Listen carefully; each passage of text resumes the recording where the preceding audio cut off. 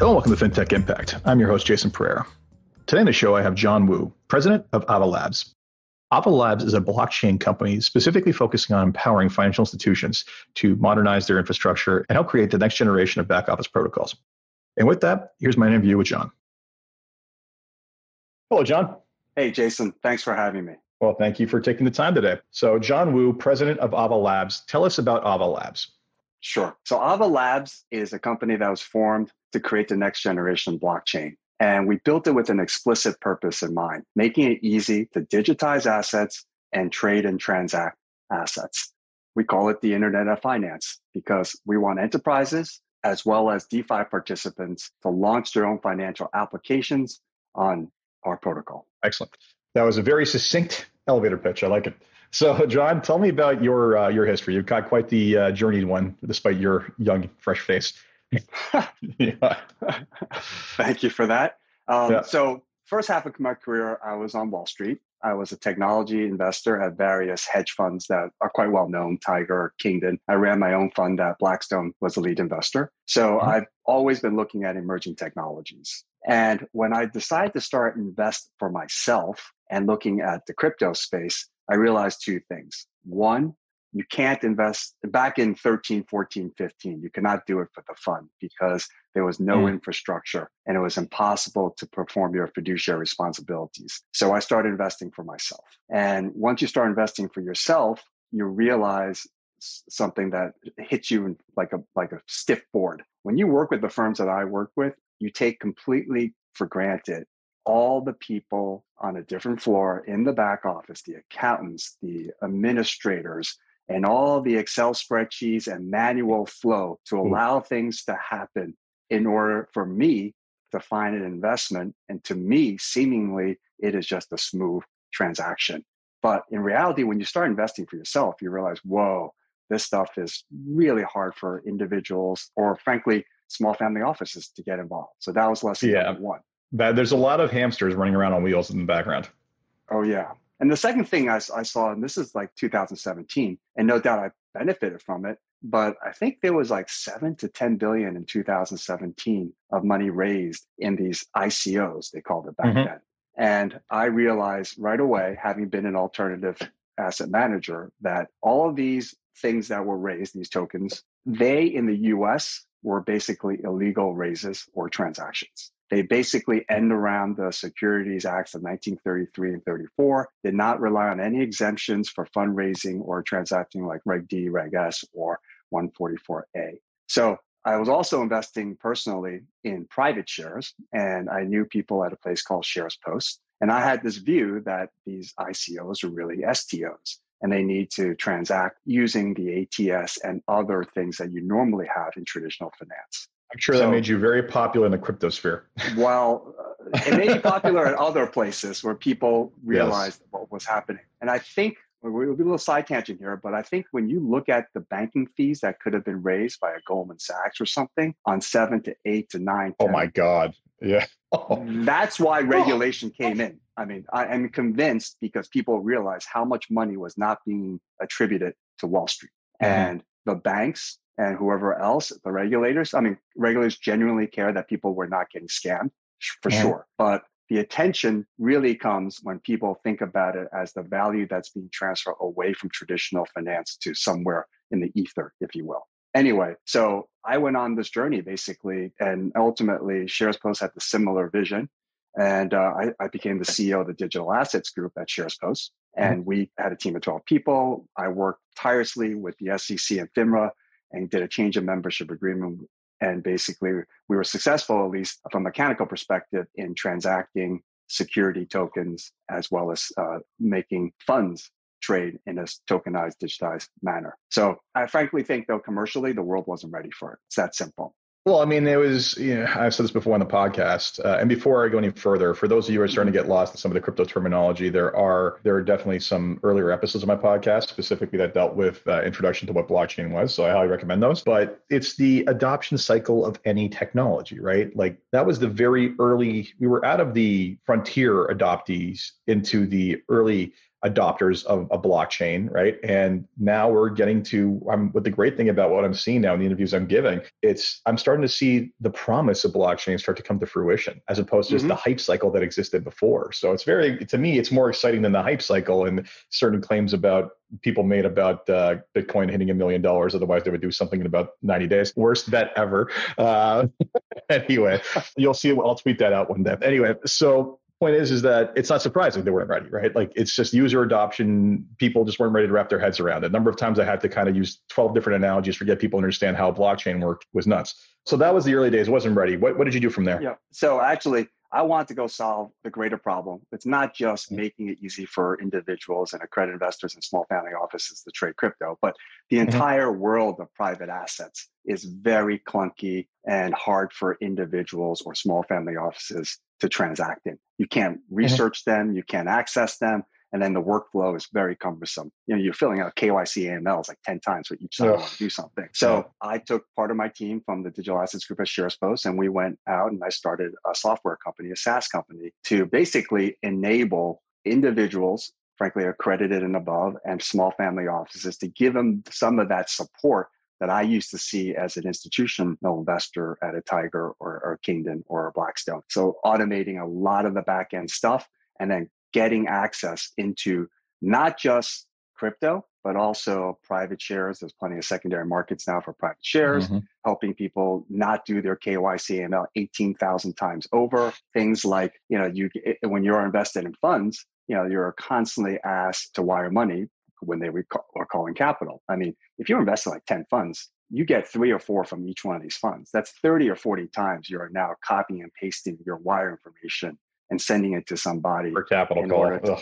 And that's just a lot of time out of your life that I never saw until I started investing on my own for this stuff. So with that said, my mission basically became to make this world more efficient, remove the inefficiencies for transacting in private securities for individuals and small family offices. Gun, the founder and CEO of Ava Labs, has known me for some time, and he came to me various times in my career. It never was perfect to join up. But basically, he's like, listen, your mission and ours is not that different. Ava Labs' mission is very simply to allow people to easily create assets and then to move those assets as frictionlessly as possible via the protocol of Avalanche and the blockchain Ava Labs has created. So he acquired Investry. Our business development team moved over, and now Ava Labs is not going to be shy.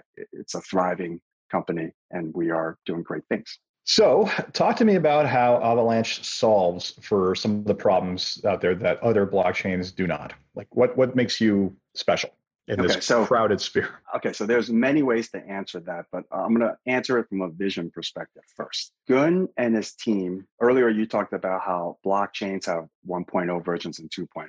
We think of ourselves as 3.0.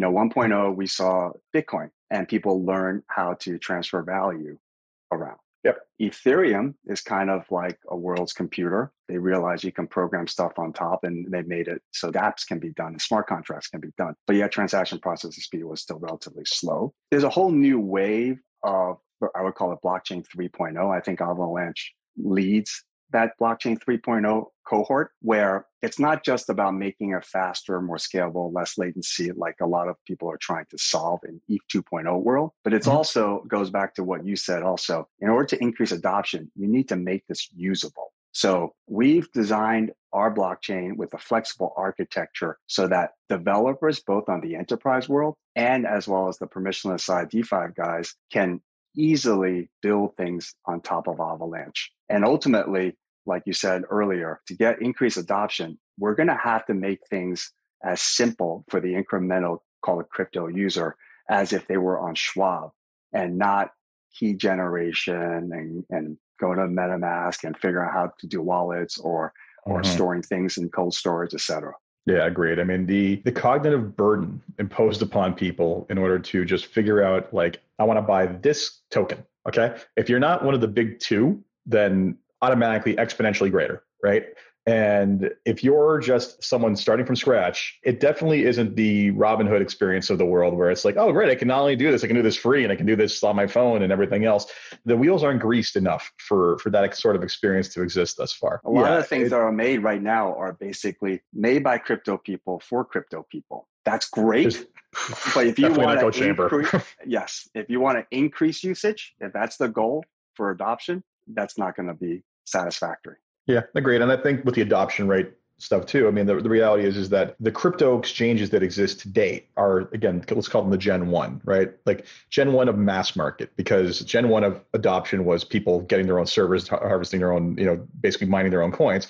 But for the general public, it's, hey, I can get into Coinbase, I can get into whatever else, and I can transfer money here and they're going to hold it. And I trust them to hold it, whether you want to trust them or not, whatever. But the point is that's the level. I think the analogy you made about just as easy as Schwab, you got that right. Like it's got to get to the point at some point, whether that be generation 2, 3, or whatever it is, we get to the point where it's just another asset that they transact on online. And we're not there yet. And I think that your point about a lot of these decisions things are being made for other people in crypto, and everybody's just kind of in this echo chamber of geekdom, enjoying this. You're absolutely right. We have to cross these thresholds into the general public, especially given the promise of blockchain being something is so valuable as replacing the underlying infrastructure for every securities transaction. Right. Absolutely. So, I mean, that's what we hope to do. We want to create what we call the Internet of Finance. And you mentioned Robinhood in the traditional finance world, where they made it so easy, completely frictionless, and young people who are playing around with Robinhood, they absolutely love it. But a lot of that changed. A little too much. Let's just be honest. A little too much. Okay. Put that aside. But a lot of that, call it fintech in the traditional world, has happened at the user level, and it's not on the infrastructure level. And there's a reason for that. On the infrastructure level, traditional financial institutions, whether it's banks or asset managers, whatever, they have legacy systems that cost a lot of money. And it's all siloed. It is archaic in some senses. And then you can't program a blockchain in COBOL? You're kidding me? Anyway, well, I mean, it is just inoperable in I would say, a young techie's mind. So until that infrastructure is actually either replaced incrementally or completely overhauled, we're not going to get to the simple Robinhood example yet.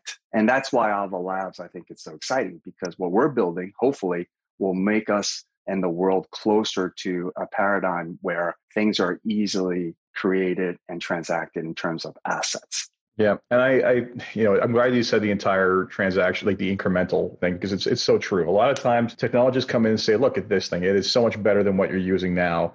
And they look at you and say, okay, but we have this thing that even though it's clunky, it works. It works really well. Like we've got this down to a science, and we do plan on replacing it, but we're not going to replace it for something that you just created today and hasn't gone through the kind of robust testing that our current structures have, right? And, we're just trying to get the data off of COBOL, which is like a running joke on my podcast, onto at least some sort of more modern server so that we can actually potentially one day open up an API. And you're telling us you want to skip all that and go straight into blockchain, right? Like when this hasn't been fully proven, right? So, even if you understand the technology, once you understand like the motivations or the positioning of the financial institutions who are saying no to these things right now, you get why, right? It's not like I think if you pulled aside any major financial institutions like CEO and you got them to understand blockchain at the highest level, they would be like, I would love to implement this tomorrow, but there's no way it's going to happen under my tenure. Like it's just, that's going to be the reaction.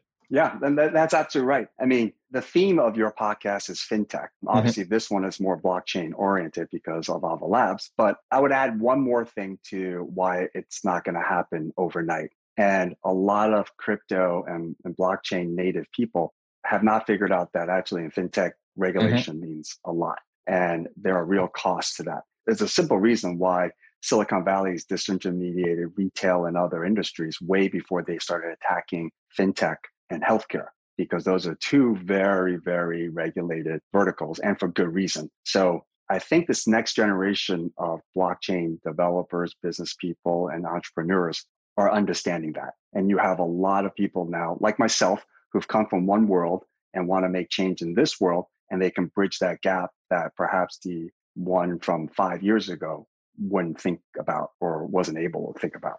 Yeah, and it's not surprising. I mean, I'll liken it to a friend of mine from high school who very much after high school became an activist, and then over time matured a little bit and realized, yeah, you know what? Maybe it's not the best message to burn everything down and start over again. Maybe we need to figure out how to evolve structures to basically to succeed the ways we, achieve those goals over time, right? It's, you see something bright and shiny, you're young, you basically see how this solves so many of the world's problems and you want it to happen tomorrow. But you said it, like regulation. Regulation is a massive obstacle, and often not times because not because of the regulators specifically, it's because regulators' lack of willingness to change. It's the regulators' learning curve. And we've solved for all these problems. There's still problems exist. We solved for all these problems. And now you want us to introduce a new infrastructure that has a new set of problems we haven't even begun to dream of, right? Like, you haven't even told us that you can address all the problems we had before, right? So it's not surprising that that's the case. But again, at least to my conversations with regulators and other people who had the same experience, most of them tend to be relatively open if you can show them the way. That is all true. And the other thing here in this vertical, financial services, is that it has to be done on scale. It can't be just done in a small manner. I mean, we're talking about major banks who control so much of the world's cash flow. You cannot have a system that works in a niche and not for everything. Yeah, but I mean, like, I picture, a simple example, like one custodian comes out and says, "Oh, great, we're gonna basically now transact all our securities on a blockchain," and they're just like, every other custodian's like, "But you trade with us. Like, how are we going to settle this?" Like, that's it's just not going to work. You just said it. Financial services is an embedded network of participants, and everyone needs to work with everyone else. So you think about financial services and look at things that we take for granted today, like Visa or MasterCard, the rails for basically transacting in plastic. I mean, that originally was built through a consortium. I think it was a Bank of America card back in the 60s or 70s. And that Bank of America card. Correct with was it Visa? One of those two, yeah. It was Visa. Diners, it was to compete with Diners Club of all things, but yes. Yeah. So it was sponsored by one bank. Everyone had ownership in it. It was actually very similar to a crypto model, interestingly enough. Because, it's actually a brilliant story about how they kind of guerrilla tactic marketed that thing by just sending people cards without asking and saying, like, here, you're approved for $5,000 or something like that. And it's just like, okay. Yeah, to college students nonetheless. But that's a later part. I mean, the very beginning, it was all part of Bank of America with a few other banks participating. And it was hard to sign up so the people in the network, you got the merchants and you got to get users and you got all the other banks. So you've seen in financial services, these consortium be created. And that's how Visa first started out. Ultimately, it became successful after a long period of time, like 10, 20 years before it had mass adoption, because Bank of America realized that in order for this Visa thing to be successful, they had to basically take their brand off of it. Why would JP Morgan want to promote the Bank of America card? So 100%. I mean, any kind of network technology faces that same kind of crucial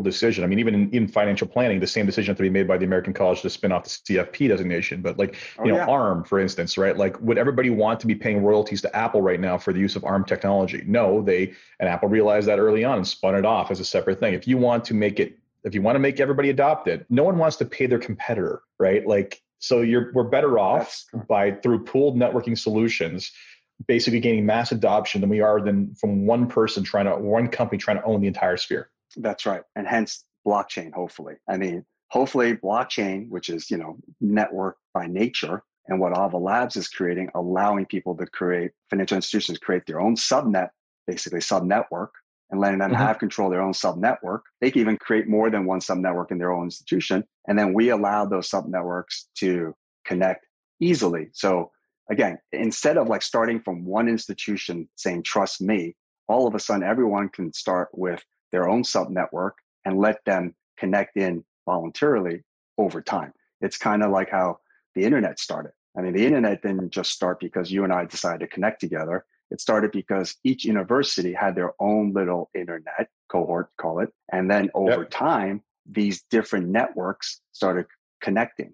I would liken Ava Labs and Avalanche to being like TCP IP.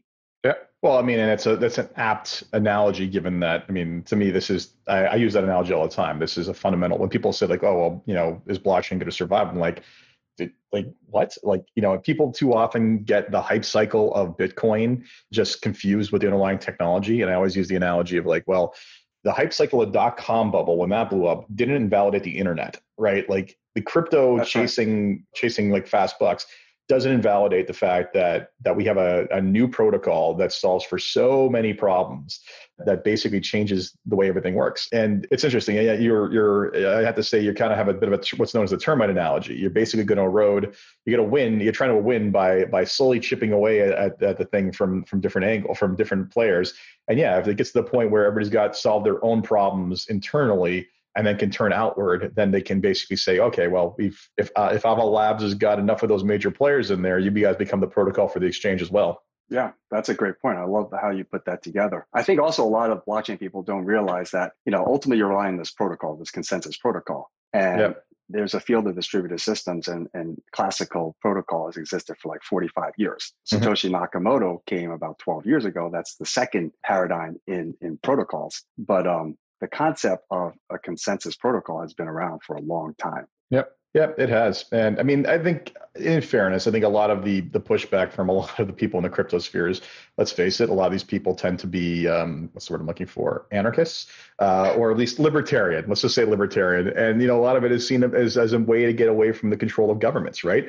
Well, that's of value to you, and you think that's fine. The majority of the population, whether you want to accept it or not, likes comfort and security. And governments, large financial institutions, much to my chagrin in many ways, are like that. They're going to basically give people that level of reassurance that it's okay to use something like this. Yeah. I mean, it'll take time, but I liken it to those grunge bands back in the 90s, like, Pearl Jam.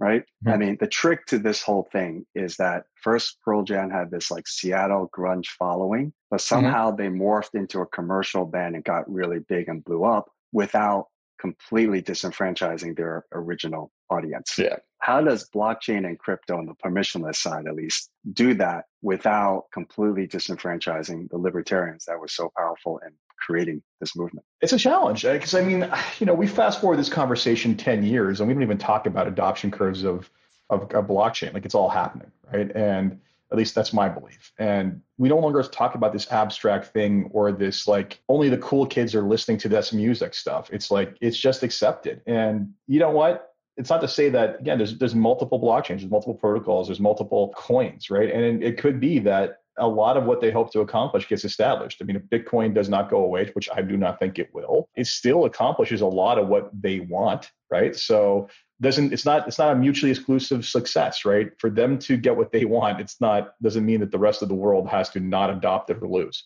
Right. I mean, there's two things you just said in there. One is 10 years from now, I'm hoping that having a blockchain solution is similar to saying I use AWS. It's just there. Yep. Or like I drive a car. I have no idea how that engine works. Today it's, gas, fuel injection, but tomorrow it's going to be electric, but it's just there. And I know how to drive a car. The second thing is that I don't think there is going to be just one winner. I think you alluded to that just now. I think just like with any other industry, I mean, there's iOS for your mobile phone. There's also Android. I mean, in that world, there used to be more. Now it's down to kind of two. But there are so many applications for blockchain in so many niche spaces that you can have many different companies and protocols winning. It's not like Facebook and social, Google and search, Amazon and e-commerce. Yeah, I mean, I think I'd argue that maybe there are industry standard protocols, right? Like you'll have one for finance, you'll have one for health. Maybe that's the case,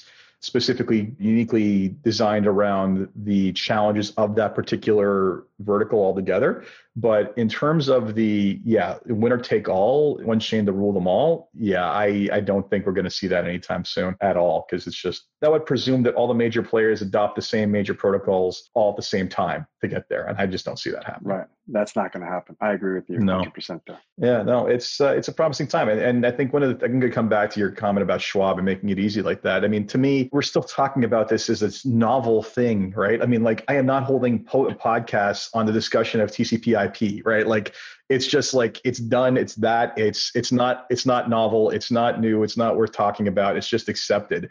And let's face it, the average person is not going to want to understand or give a damn that blockchain is what cleared their transaction or what tokenizes their security, right? We already have fractional share trading at various custodians in the US and one in Canada. And this is just a mechanism for further facilitating that. So, I mean, like, the reality is that like one of the use cases for it's already there. We'll just change the back end at some point. It'll make it easier and better and faster and even fractionalize even further. But the end user doesn't care. The end user just wants the job to be done to be done. That's right. And in 10 years, I hope in the financial services world, the end user sees that if you're like a bank and you're syndicating a loan, that loan kind of takes 16 to 25 days to settle and clear. A public equity takes like 2 days.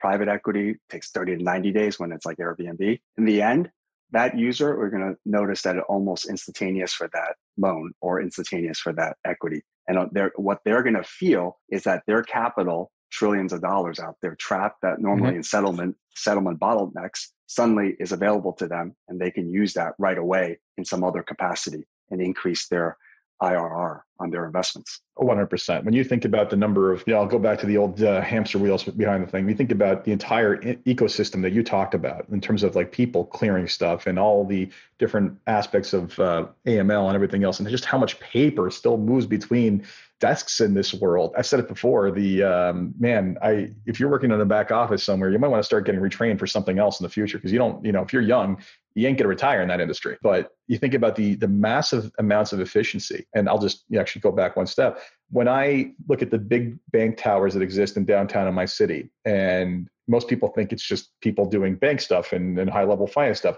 No, the majority of those floors are taken up by back office people, right? And when you think about the amount of overhead that creates that can be digitized away now, wow, are we talking about like massive increases to profits long term and potentially massive price competition that benefits the consumer through the implementation of this?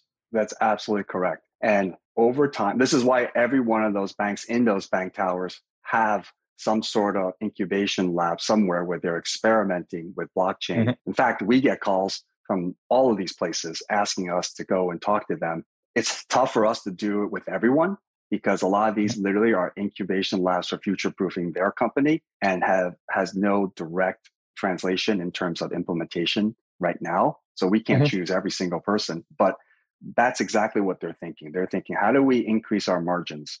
And when do we hit that tipping point where this technology is able to replace these 10 people and make it worthy to do it? Excellent. So before we wrap up, there's 3 questions I'd like to ask everybody, and I'm going to ask you just the same. So first question, if you had one wish for something you could change in your company or in the industry as a whole, what would it be? The industry as a whole. So do you mean the permissionless side or the enterprise side? I can tell you however you want to define it. Okay. So go for both. On the enterprise side, I would love to be able to basically somehow find the 5 enterprises that are closer to the end of that future-proof incubation lab and work with those only.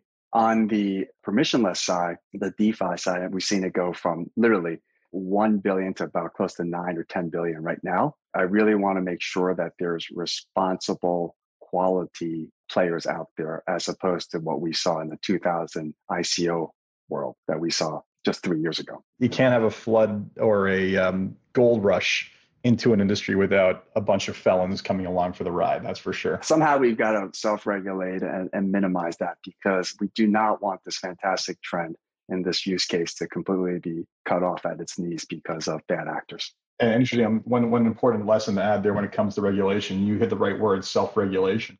And this is, having lobbied on behalf of various changes within my own country. The reality is, when it comes to the question, not a lot of people like the concept of regulation, because people just inherently don't like to be told what to do. But as a pragmatist, I say you have 2 choices. You either get your crap together and self-regulate, or it's going to be imposed upon you statutorily. And those decisions are not made by people in the know. They're made by people who have been assigned to clean up a problem. That is the worst outcome. Right? When you self-regulate, you can get the right people who have the vested interest in, who have the right knowledge around the table and have a definitive role in that regulation. So I agree with you wholeheartedly. That's right. Second question for you. What's been the biggest challenge again, the company where it is today?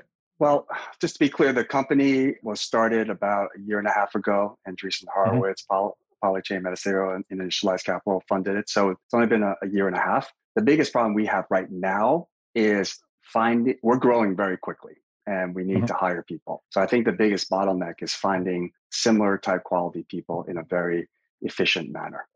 Yeah, there's definitely not exactly a plethora of excess surplus in number of people who can actually code and blockchain. So good luck to you on that. It's a universal problem. Not just coding, it's also the business development aspect, the marketing aspect, all of it. I mean, I guess I'll give you 2 for 1. How about this? A second problem we have, and I wish I can wish away, is we have more than our share of inbound calls, whether it's from enterprises who want us to work with them to potential people who want to work for us. Oh, what a terrible existence you have. The business partnerships. But we have to filter all of those out, because once you're known, everyone's like glomming onto you, not necessarily in the right way. I did love how you name dropped Andreessen Horowitz like it was nothing. That was amusing. But that said, no, it's right. I mean, I wouldn't think in terms of the business development, I hadn't even thought about that. There is a challenge with those people just in getting their knowledge of what you're doing to a level great enough that they can speak to it with expertise, right? With a level of confidence. Yep. I have to think you're literally hiring engineers for salespeople, because the average person most companies will give anyone with any kind of background of sales opportunity as long as they can try to sell. You can't fake it through this one, man. You can't fake it till you make it in blockchain. That's correct. Yeah.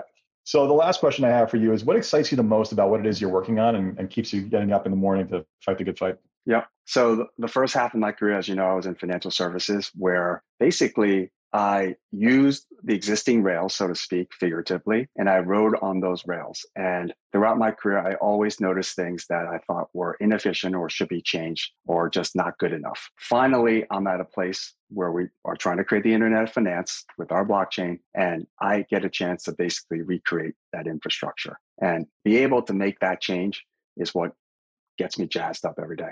Yeah, the finally get the opportunity to solve the problems that you hated before. Fantastic. That's correct. Yeah. Excellent. John, thank you so much for your time. Very much appreciated. And hope everybody finds this informative. And good luck. Jason, thank you.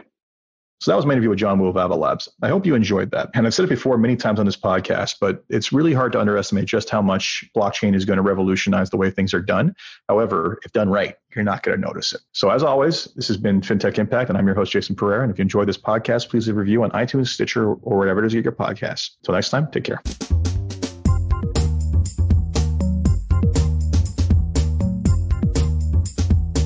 This podcast was brought to you by Woodgate Financial, an award-winning financial planning firm catering to high net worth individuals and their families. To learn more, go to woodgate.com.